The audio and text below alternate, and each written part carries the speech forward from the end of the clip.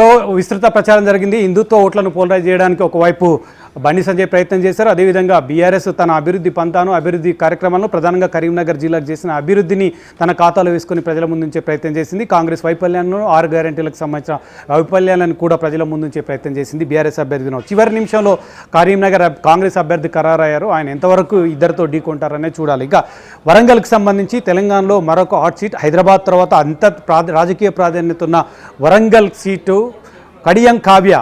అనూహ్యంగా కడియం శ్రీహరి లాంటి వ్యక్తి, కడియం శ్రీహరి అసెంబ్లీ ఎన్నికల్లో గెలిచిన తర్వాత ఈ ప్రభుత్వం మున్నల్ల మచ్చటని తీవ్ర వ్యాఖ్యలు చేసిన కడియం శ్రీహరి అనూహ్యంగా కాంగ్రెస్ పార్టీలో చేరారు. తన కూతురికి బీఆర్ఎస్ టికెట్ ఇచ్చిన తర్వాత బీఆర్ఎస్ టికెట్ కాదని కాంగ్రెస్ పార్టీలో చేరి కాంగ్రెస్ పార్టీ నుంచి వరంగల్ ఎస్సీ నియోజకవర్గం నుంచి టికెట్ తీసుకున్నారు.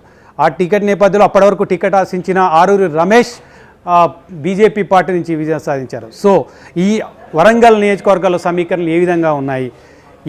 ఈ కడియం శ్రీహరితో పాటు ఇద్దరు బీఆర్ఎస్ నేతలు కూడా, గత మాజీ బీఆర్ఎస్ నేతలు కూడా ఒకవైపు బీజేపీ నుంచి మరొక వైపు కాంగ్రెస్ నుంచి పోటీ పడుతున్న నేపథ్యంలో అక్కడ పరిణామాలు ఏ విధంగా ఉండబోతున్నాయి? మా ప్రతినిధి అరుణ్ లైవ్లో సిద్ధంగా ఉన్నారు. అరుణ్, ఈ రాజకీయ సమీకరణలో కడియం కావ్య బరిలోకి దిగిన తర్వాత బీఆర్ఎస్ శ్రేణిలో ప్రధానంగా ఎటువంటి వాతావరణం ఉంది?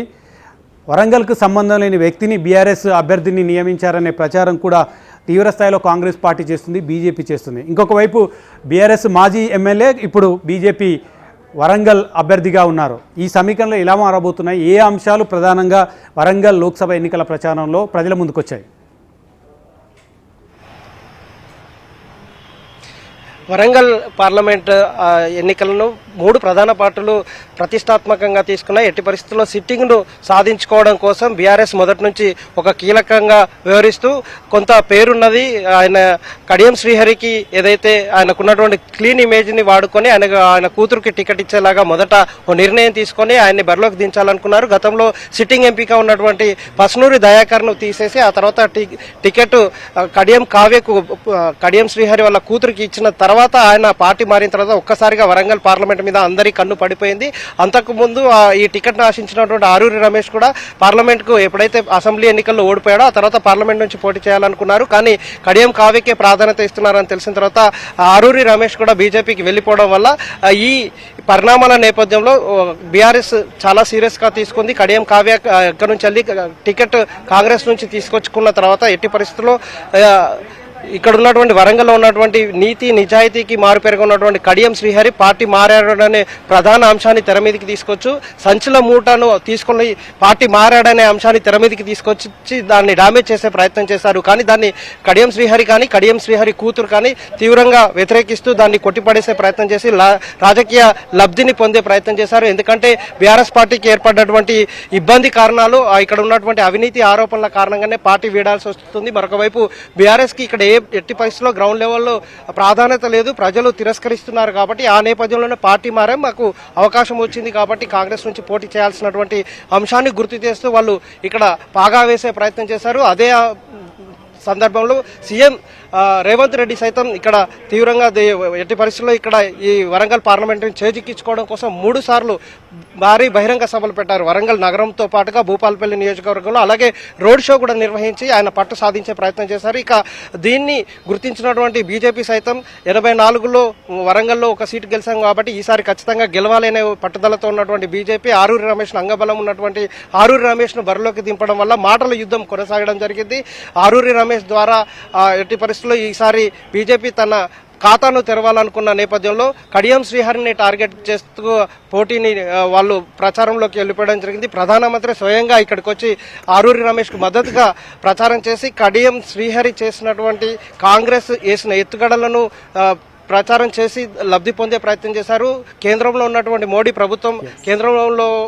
ప్రభుత్వం అధికారంలోకి వస్తే ఇక్కడ చేపట్టాల్సినటువంటి అంశాలు ఏవైతే ఎయిర్పోర్ట్ కానీ అలాగే కోచ్ వ్యాగన్ ఫ్యాక్టరీ కానీ బయ్యారం ఉక్కు ఫ్యాక్టరీలు కానీ ఏదైతే హామీ ఇచ్చారో వాటిని నెరవేర్చడానికి ప్రయత్నం చేస్తామంటూ గత విభజన చట్టంలో ఉన్నటువంటి అమలు చేసే ప్రయత్నంలో భాగంగా వాటిని హామీలు ఇస్తూ ప్రచారం చేసి కాంగ్రెస్ను దెబ్బకొట్టే ప్రయత్నం చేసింది. అదే అంశాలను కూడా కాంగ్రెస్ పార్టీ కూడా అధికారంలో 10 ఏళ్ళ అధికారంలో ఉన్నటువంటి బీజేపీ ఎట్టి పరిస్థితుల్లో కోచ్ వ్యాగన్ ఫ్యాక్టరీని ఇవ్వకుండా దాన్ని తీసుకుపోయి మ్యానుఫ్యాక్చరింగ్ యూనిట్ కాకుండా ఇక్కడ ఉన్నటువంటి వేరే వాటిని అమలు చేయడం జరిగింది. కాబట్టి నష్టం జరుగుతుందనేది ఈ వ్యవహారంతో చేసే ప్రయత్నం చేశారు. మరొక వైపు బీఆర్ఎస్ కి సంబంధించినటువంటి క్యాండిడేట్ స్థానికేతరును పెట్టారు. ఇక్కడ క్యాండిడేట్ లేకపోవడం వల్ల స్థానికేతరును పెట్టి లబ్ధి పొందాలని చూశారనే విషయాన్ని తెర మీదకి తీసుకొస్తూ పోటీ మూడు పార్టీల మధ్యనే రసవత్తరంగా మారిన నేపథ్యంలో ప్రజలు ఎవరి వైపు ఉంటారు, దాంతోపాటుగా డబ్బుల సంచులకు సంబంధించినటువంటి డిస్ట్రిబ్యూషన్ కూడా ఈ ఎన్నికల్లో ప్రభావం చూపించే అవకాశం నాటకీయ ఉంది. పరిణామాల నేపథ్యంలోనే మూడు పార్టీల టికెట్లు కూడా వరంగల్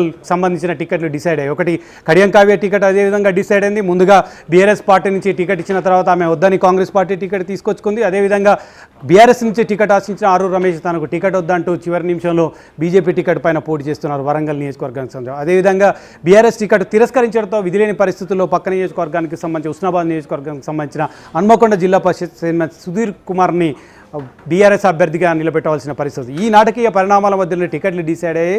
అదేవిధంగా ప్రధానంగా ఇక్కడ హిందుత్వ అంశం తెర మీదకి వచ్చింది. మహమ్మద్ నజీర్ కావ్య భర్త మహమ్మద్ నజీర్ సంబంధించిన మహమ్మద్ కావ్య అంటూ కూడా హిందుత్వ ఓట్లను పోలరైజ్ చేయడానికి అక్కడ ఆరూరు రమేష్ బీజేపీ అభ్యర్థి ప్రచారం చేశారు.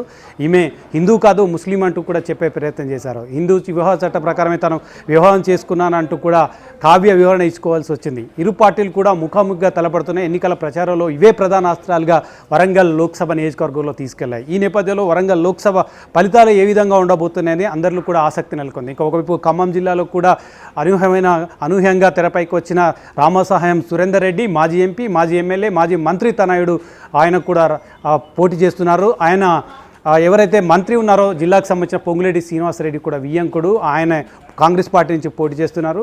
బీఆర్ఎస్ నుంచి నామ నాగేశ్వరరావు తలపడుతున్నారు. అదేవిధంగా బీజేపీ నుంచి తాండ్ర పాపారావు కాంటే చేస్తున్న నేపథ్యంలో ఈ ముగ్గురు పోటీ కూడా ఆసక్తికరంగా ఖమ్మం జిల్లాలో ఉంది. ఇక మహబూబ్నగర్ జిల్లాలో మరొక ఫైర్ బ్రాండ్ బీజేపీ తరఫున పోటీ చేస్తుంది. బీజేపీ మహబూబ్నగర్కు సంబంధించి డీకే అరుణ ఓరావూరి పోటీ పడుతుంది. వంశీచందర్ రెడ్డి పైన కాంగ్రెస్ అభ్యర్థి వంశీచందర్ రెడ్డి పైన పోటీ చేస్తుంది. ఈ విధంగా ఒక్కొక్కరు ఫైర్ బ్రాండ్ నిజామాబాద్కు సంబంధించి బీజేపీ ఫైర్ బ్రాండ్ ఒకవైపు అరవింద్ కాంటెస్ట్ చేస్తున్నారు. ఆయన పైన జీవన్ రెడ్డి కాంటెస్ట్ చేస్తున్నారు. ఇంకొక వైపు రఘునందన్ రావు మెదక్కు సంబంధించిన బీజేపీ అభ్యర్థిగా పోటీ చేస్తున్నారు. ఆడ ముదిరాజు ఓట్లని పోలరైజ్ చేయడానికి 3 నియోజకవర్గాల్లో ఉన్న మెజార్టీ ముదిరాజు ఓట్లని చివరి నిమిషంలో తమ వైపు తిప్పుకోవడానికి కాంగ్రెస్ ప్రయత్నం చేస్తూ నీలం మధును బరిలోకి దింపింది. నీలం మధు ముదిరాజుని బరిలోకి దింపి ఒక సవాల్ విసింది. అక్కడ BJP Raghunandan Rao fire brand ఉన్నాడు. ఇంకొక వైపు కాంగ్రెస్ పార్టీ తరఫున నీలం మధుని బరిలోకి దింపింది. ఇంకొక వైపు బీఆర్ఎస్ మాజీ ఐఏఎస్ అధికారి ఎమ్మెల్సీ వెంకట్రామరెడ్డిని కూడా బరిలోకి దింపి అక్కడ పోటీ పడుతుంది. సో మొత్తం 17 నియోజకవర్గాల్లో ఆసక్తికరమైన పోటీ ఉంది. ఈసారి హైదరాబాద్కు సంబంధించి హైదరాబాద్ ఫలితం గురించి పెద్ద ఎవరు కూడా ఇంట్రెస్ట్ ఓవైసీ ఏ విధంగానైనా గెలుస్తారో అది మొదటిగా ఓవైసీ ఖాతాలో వేసి చూస్తారు. కానీ ఈసారి బీజేపీ ఒక కొత్త ప్రయోగం చేసింది. మాధవీలతను బీజేపీ అభ్యర్థిగా బరిలోకి దిగి ఓవైసీని ఢీకొట్టే ప్రయత్నం చేస్తుంది. ఆమె తెలంగాణలో కాకుండా జాతీయ స్థాయిలో కూడా ఆమె ప్రాచుర్యం పొందే విధంగా ఆమె ప్రచార శైలి కొనసాగింది. హైదరాబాద్కు సంబంధించి ఇక సికింద్రాబాద్కు సంబంధించి కేంద్ర మంత్రి కిషన్ రెడ్డి తలపడుతున్నారు. ఆయన మీద మాజీ ఎమ్మెల్యేలు ఇద్దరు 2 పార్టీ నుంచి కూడా మాజీ ఎమ్మెల్యే ఒకవైపు పద్మారావు, ఇంకొక వైపు దానం నాగేందర్ కూడా కాంటెస్ట్ చేస్తున్నారు. సో ఈ అనూహ్యమైన ఫలితాలైతే మనం చూడబోతున్నాం ఈ లోక్సభ